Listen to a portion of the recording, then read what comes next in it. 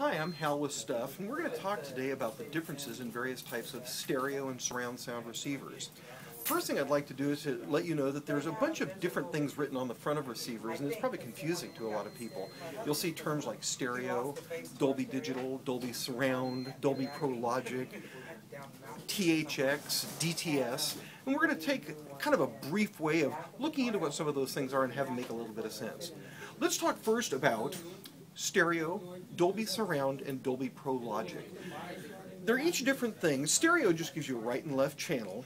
Dolby Surround and Dolby Pro Logic will give you either 4 or 5 channels, but these are synthesized channels. They're not channels that were created originally.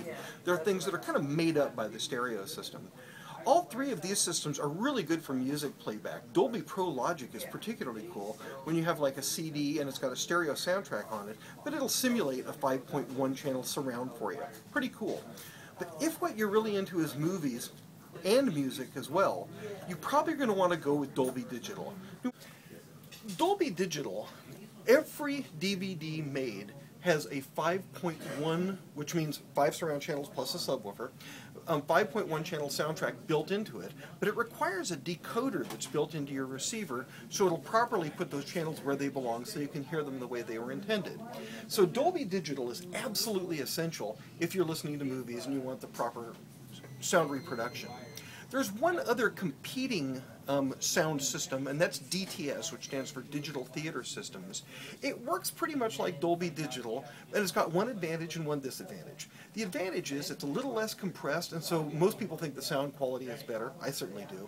The disadvantage is not every movie has a DTS soundtrack on it, so you'll have to look on the box of your DVD movie. If it says DTS on it, you'll be able to take advantage of that. One thing to think about on these 2 systems, either Dolby Digital or DTS, usually they're going to require some setting up when you set up your receiver to get the sound field balanced properly. Most modern stereo receivers require that you do that with the remote control. So when you're buying one of these receivers used, if you don't get the remote control, you may not in fact be able to set the sound fields up properly. The last thing we'd like to take a moment to talk about is THX. THX is a much higher end thing. The vast majority of consumers don't purchase it.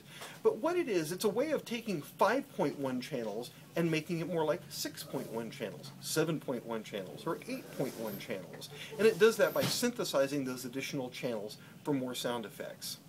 That's about it. For most of us who listen to music and movies, Dolby Digital is the thing that you really want to look for on your receiver. Thanks a bunch.